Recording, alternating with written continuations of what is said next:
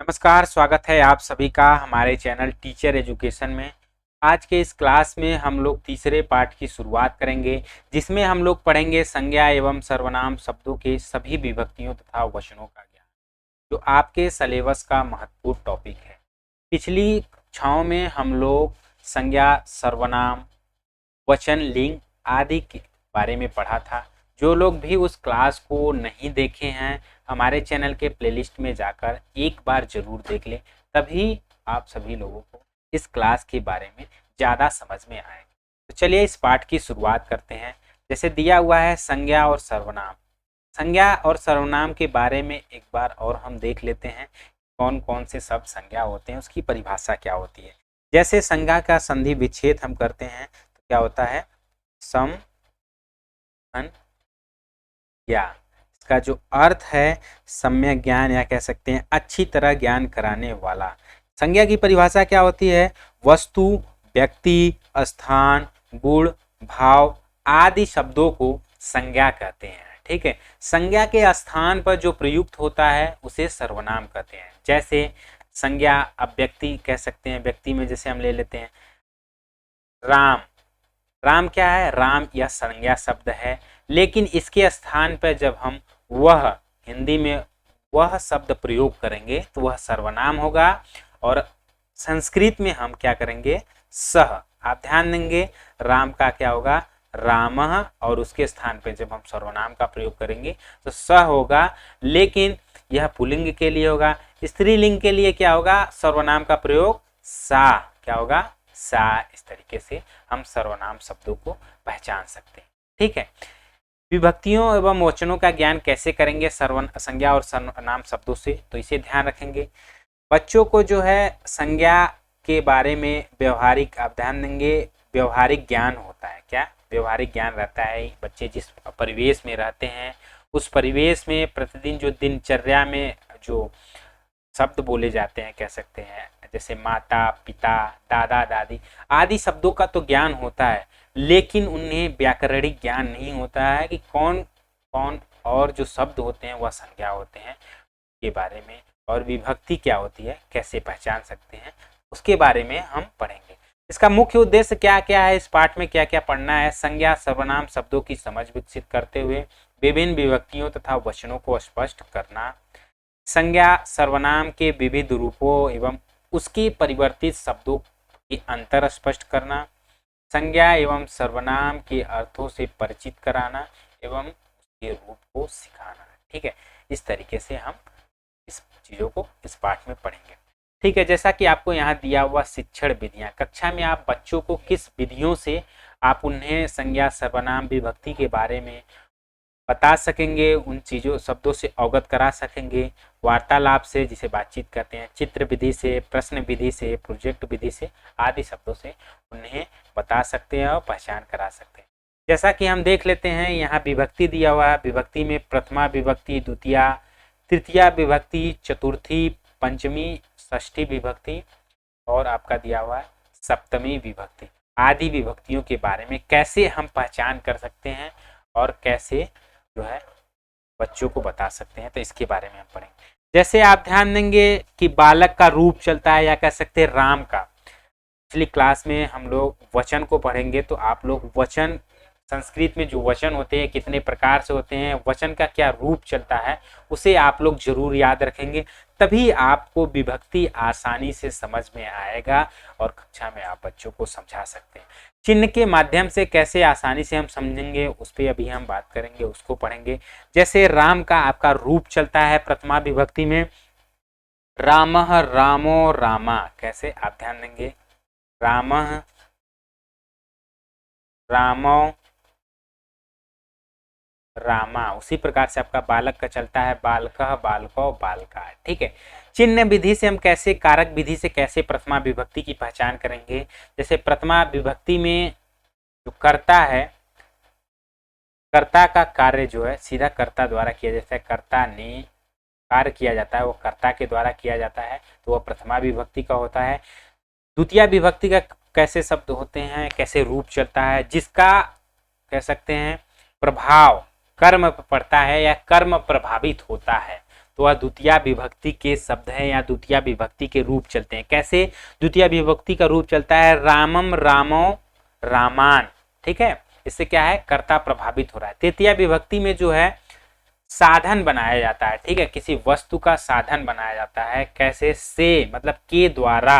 कैसे रूप चलता है? रामेण रामाभ्याम रामय। तो आप ध्यान देंगे राम का, बालक का आप लोग विभक्ति जो है जरूर से याद कर लेंगे, क्योंकि काफी महत्वपूर्ण होता है विभक्ति को पहचान करने में। कैसे वचन चलता है और विभक्ति चलता है संस्कृत में, उस तरीके से आप लोग पहचान कर सकते हैं, ठीक है। चतुर्थी विभक्ति कारक चिन्हों द्वारा कैसे हम पहचान कर सकते हैं? जिसके लिए कार्य किया जाता है, आप ध्यान देंगे जिसके लिए जो कार्य किया जाता है वह जो है वे सभी जो रूप चलते हैं वह चतुर्थी विभक्ति के चलते हैं। जैसे रामाय रामाभ्याम रामभ्य, ठीक है, यह चतुर्थी विभक्ति के लिए। उसी प्रकार से हम देखेंगे जो अलग होने का भाव दिखाता है चिन्ह के माध्यम से उसका जो रूप चलता है वह पंचमी विभक्ति का चलता है। कैसे? रामात रामाभ्याम रामभ्य। उसी प्रकार से बालक हो जाएगा बालकात बालकाभ्याम बालकेभ्य, ठीक है। षष्ठी विभक्ति का रूप कैसे चलता है? कारक के माध्यम से जो संबंध दिखाता है, एक दूसरे का संबंध प्रदर्शित करता है, षष्ठी विभक्ति का रूप चलता है। जैसे राम का चलता है रामस्य रामयो रामाराम। इस प्रकार से आप रूप को याद कर लेंगे, ठीक है। आगे हम देख लेते हैं जैसे कि पुल्लिंग और स्त्रीलिंग के कुछ ऐसे वाक्य हैं, शब्द हैं, उनके माध्यम से कैसे विभक्ति की पहचान कर सकते हैं, संज्ञा की पहचान कर सकते हैं, वचन की पहचान कर सकते हैं, ठीक है। जैसे बालकः पठति, यहाँ आप ध्यान देंगे बालका, बालका क्या है? बालक जो है यह कौन सा लिंग है इस वाक्य में? तो यहाँ बालक जो है पुल्लिंग है। बालकः कौन सा जो है वचन है? तो बालकः एक वचन है, एक बालक को प्रदर्शित कर रहा है। तो इसका रूप क्या चलेगा? बालकः पठति, यानी बालक पढ़ता है। तो पठति का जो रूप चलेगा वह एक वचन में चलेगा। किस में चलेगा? एक वचन में चलेगा। विभक्ति कौन सी होगी? तो प्रथमा विभक्ति होगी। कौन सी? प्रथमा विभक्ति का रूप होगा। इस प्रकार से विभक्ति के बारे में हम पढ़ सकते हैं और समझ सकते हैं। आप ध्यान देंगे कि अभी तो हमने बालका पठति जो है संज्ञा के रूप में समझा। अब हम सर्वनाम के रूप में कैसे समझेंगे कि कौन सा वचन है, कौन सा लिंग है और कौन सी विभक्ति है? जब हम सर्वनाम का प्रयोग करते हैं, संज्ञा के स्थान पर जो प्रयोग होता है, सह क्या है? यह संज्ञा के स्थान पर जो प्रयोग हुआ शब्द है यही सर्वनाम है। सर्वनाम क्या है? सह है। सह का यहाँ पर हिंदी में क्या होगा? वह पढ़ता है। क्या होगा इसका हिंदी अनुवाद? वह पढ़ता है, यानी संस्कृत में सह पठति, ठीक है। सह जो है वह रूप कौन सा है? आप ध्यान देंगे वचन कौन सा है? एक वचन है। कौन सा? पुल्लिंग है। कौन सा लिंग है? पुल्लिंग है, वचन है। पठति कौन सा रूप है? तो यहाँ आप ध्यान देंगे प्रथमा विभक्ति। कौन सा विभक्ति है? तो प्रथमा विभक्ति का रूप चलता है, ठीक है। उसी प्रकार से दूसरा पुल्लिंग में हम देखें बालकः बालको बालका। बालको कौन सा है? तो बालको आपका कौन सा वचन होगा? तो बालको द्विवचन होगा। कौन सा? द्विवचन, जो कि हमने पढ़ा था। इसका विभक्ति कौन सा चलेगा? द्विवचन में कौन सी विभक्ति चलती है? तो बालको पठतः। आप ध्यान देंगे बालको पठतः, इस प्रकार से आपका रूप चलेगा बालको पठतः। कौन सा विभक्ति होगा? तो यहाँ पे हम ध्यान देंगे बालको पठतः का प्रथमा विभक्ति द्विवचन यहाँ पे होगा। बालकों के स्थान पे जो सर्वनाम प्रयोग होता है तौ, क्या होता है? जो सर्वनाम चलता है सह तौ ते, इसे अभी आप याद रखेंगे। संज्ञा के स्थान पे संस्कृत में जो सर्वनाम का प्रयोग होता है या सर्वनाम का जो कह सकते हैं वचन चलता है, एक वचन, द्विवचन, बहुवचन में, वह सह तौ ते। तौ का यहाँ अर्थ होगा दो। आप ध्यान देंगे दो स्थान के लिए, दो बालक के लिए है। तौ पठता, तौ पठता का होगा वे दोनों। आप ध्यान देंगे वे दोनों पढ़ते हैं। आप ध्यान देंगे इसका अनुवाद क्या होगा? वे दोनों पढ़ते हैं। तो कौन सा विभक्ति होगी? प्रथमा विभक्ति द्विवचन, ठीक है। इस प्रकार से बालका पठन्ति, तो बालका क्या है? सर्वनाम है। यह तृतीय जो है वचन होगा, बहुवचन। इसके स्थान पे जो सर्वनाम प्रयोग होगा ते पठन्ति, वे सभी पढ़ते हैं। ठीक है, आगे हम देख लेते हैं स्त्रीलिंग में। स्त्रीलिंग में बालिका, बालिका का जो रूप चलता है एक वचन में, आप ध्यान देंगे बालिका का जो रूप प्रथमा विभक्ति, हम लोग क्या पढ़ रहे हैं, विभक्ति, प्रथमा विभक्ति एक वचन में जो रूप चलता है बालिका, और द्विवचन में जो रूप चलता है बालिके, और बहुवचन में जो रूप चलता है बालिका। उसी प्रकार से संज्ञा के स्थान पे सर्वनाम का जो रूप चलता है प्रथमा विभक्ति एक वचन में सा, द्विवचन में ते, बहुवचन में ता। तो आप ध्यान देंगे सा ते ता, यह आपका स्त्रीलिंग का रूप चलता है। किसका चलता है, स्त्रीलिंग का रूप चलता है प्रथमा विभक्ति में। इस प्रकार से हम विभक्ति की पहचान कर सकते हैं। आगे देखते हैं, यहाँ दिया हुआ है कि यह प्रश्न उठता है कि कौन कह पढ़ता है। आप ध्यान देंगे कह पढ़ता है, अर्थात पढ़ने का कार्य कौन कर रहा है, उत्तर मिलता है कि बालक। आप ध्यान देंगे कि हम कारक से कैसे पहचान सकते हैं, प्रश्न करेंगे विभक्ति के बारे में कैसे समझ सकते हैं, प्रथमा विभक्ति का रूप कैसे चलता है बालकः, बालको, बालका। तो प्रश्न हम जैसे करेंगे चिन्ह के माध्यम से, कह क्या होगा, कह पठति, कह पठति। ठीक है, पठति क्या है, पठति एक वचन का रूप है। ठीक है, एक वचन का रूप है प्रथमा विभक्ति का। तो कह यहाँ प्रश्न करता है कि कौन पढ़ता है, तो वैसे ही आपका उत्तर आएगा कि बालक, या कह सकते हैं रामः बालकः पठति, यानी बालक पढ़ता है। कौन कार्य कर रहा है, कर्ता कार्य कर रहा है। कौन, बालक क्या है, कर्ता। किसके द्वारा कार्य किया जा रहा है, कर्ता के द्वारा कार्य किया जा रहा है।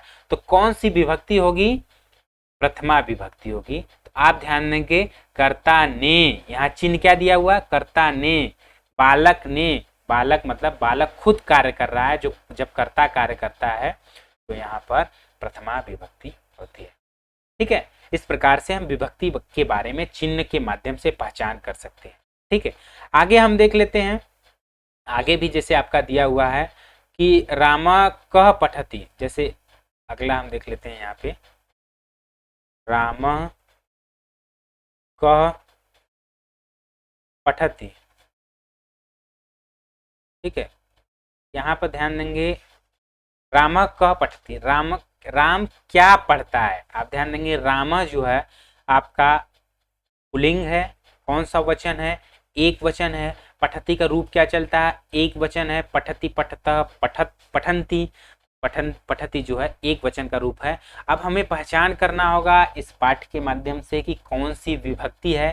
तो जैसे ही इसका अनुवाद हम करेंगे, राम क्या पढ़ता है, तो राम पुस्तक पढ़ता है। आप ध्यान देंगे संस्कृत में क्या होगा, रामः पुस्तकम, रामः पुस्तकम पठति, राम क्या पढ़ता है, राम पुस्तक पढ़ता है। तो यहाँ ध्यान देंगे राम के द्वारा जो है क्या प्रभावित हो रहा है, तो कर्म प्रभावित हो रहा है। कर्म क्या है, तो पुस्तक है। क्या है, पुस्तक जो है कर्म है। तो इस चिन्ह के माध्यम से हम क्या समझेंगे कि यह द्वितीया विभक्ति है। कौन सी विभक्ति है, द्वितीया विभक्ति है। ठीक है, जब भी साधन माना जाएगा किसके द्वारा, मतलब किसी के द्वारा जो है कार्य किया जा रहा है साधन बनाकर, तो तृतीया विभक्ति के रूप में प्रयोग होगा। इस प्रकार से हम प्रश्न कर जो है विभक्ति की पहचान कर सकते हैं। जैसा कि यहाँ दिया है कर्ता कारक प्रथमा विभक्ति हुई। ठीक है, इस प्रकार से इस तरह प्रशिक्षु विभिन्न विभक्तियों व वचनों को उदाहरण देते हुए कक्षा में बच्चों से बातचीत कर समझा सकते हैं।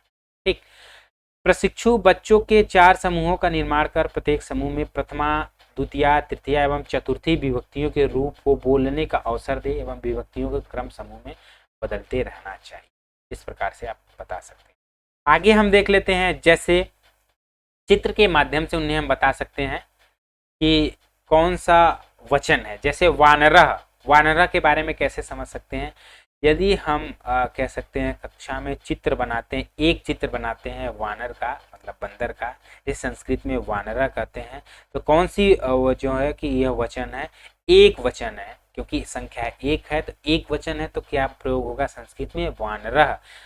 द्विवचन में क्या रूप चलता है, 2 चित्र बनाएंगे वानर का तो क्या रूप चलेगा, वानरः, वानरो। उसी प्रकार से 2 से अधिक चित्रों को बनाएंगे तो क्या होगा, वानरा। इस प्रकार से हम उन्हें वचन की ज्ञान करा सकते हैं। ठीक है, विभक्ति के बारे में जैसे हम बता सकते हैं, जैसे कह खादति, क्या होता है? क खादति, क्या खाता है? वानरः खादति।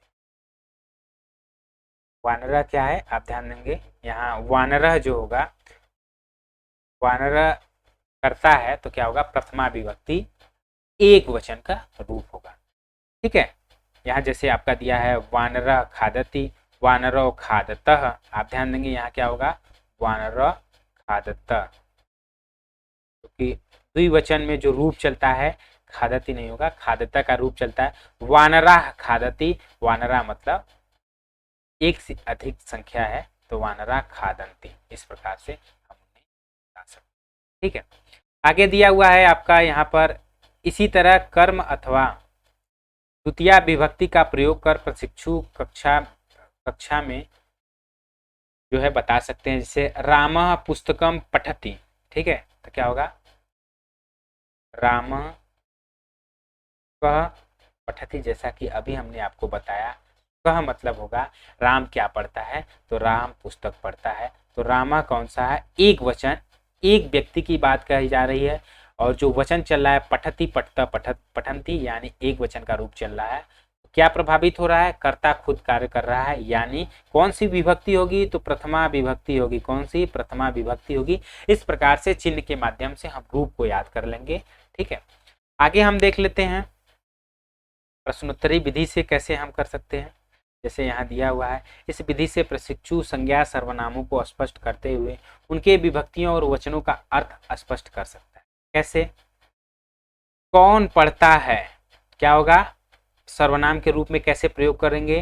कह पठति, क्या होगा?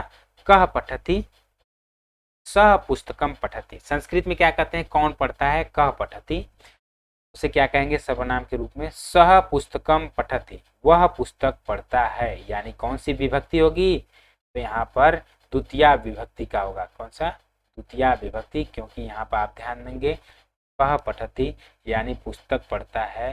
पुस्तक क्या होगा? यह कर्म होगा, कर्ता ने कर्म को, कर्म कौन सा होगा? पुस्तक होगा, तो द्वितीया विभक्ति का रूप। ठीक है, वह किससे लिखता है? आप ध्यान देंगे यहाँ पर आप देखेंगे वह किससे लिखता है, जैसा कि अभी हमने चिन्ह के माध्यम से पढ़ा कि यहाँ पर इसे साधन बनाया जाता है, साधन के रूप में प्रयोग किया जाता है, वह तृतीया विभक्ति का होता है। ऐसे आसान शब्दों में हम समझ सकते हैं कि क पठति, वह किससे लिखता है? अहम कलमेन लिखामी, क्या होगा? अहम कलमेन लिखामी, यानी वह कलम से लिखता है। किससे? कलम से लिखता है। लिखता है किसके द्वारा लिखता है? कलम से लिखता है। तो साधन क्या है? कलम साधन है। तो कौन सी विभक्ति होगा?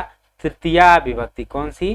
तृतीया विभक्ति होगी। इस प्रकार से चिन्ह के माध्यम से आसान शब्दों में कह सकते हैं, आसान भाषा में हम जो है विभक्ति को पहचान कर सकते हैं। आप लोग इस तरीके से विभक्ति की पहचान कर सकते हैं और विभक्ति का रूप भी याद कर लेंगे। ठीक है, आगे हम देख लेते हैं मूल्यांकन के तौर पे। यहाँ आपका दिया हुआ है प्रशिक्षु संज्ञा सर्वनाम के संस्कृत शब्दों के अधिगम को जानते हुए संज्ञा एवं सर्वनाम से संबंध विभक्तियों की निम्न रूप से मूल्यांकन विधि को अपना सकते हैं। कैसे? आप ध्यान देंगे वानरव, वानरव क्या है? वानरव जो है आपका द्वितीया विभक्ति का, तो क्या रूप चलेगा द्वितीया विभक्ति में?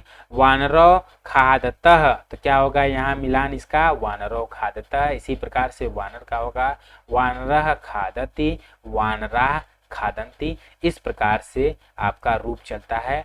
आप ध्यान देंगे प्रथमा विभक्ति में कर्ता पर कार्य होता है, तो ने चिन्ह के माध्यम से हम समझ सकते हैं। द्वितीया विभक्ति में जो है कर्म प्रभावित होता है, कर्म को वो चिन्ह के माध्यम से प्रश्न हम कर सकते हैं। ठीक है, फिर आगे तृतीया विभक्ति में कैसे चिन्हों से हम प्रश्न और जो है कि उसे समझ सकते हैं। तृतीया विभक्ति में जो है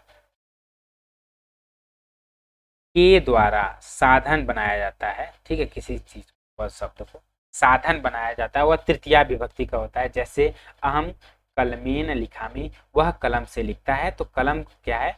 लिखने का एक साधन है। तो कौन सी विभक्ति हुई? तृतीया विभक्ति हुई। तृतीया विभक्ति में बालक का रूप कैसे चलता है? बालकेड़, बालकाभ्याम, बालकभ्य, इस प्रकार से तृतीया विभक्ति में रूप चलता है।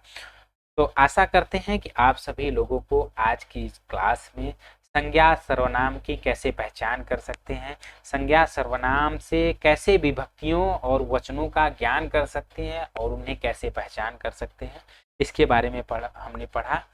इसका पीडीएफ आप सभी लोगों को हमारे टेलीग्राम चैनल पर मिल जाएगा, आप लोग परेशान मत होइए।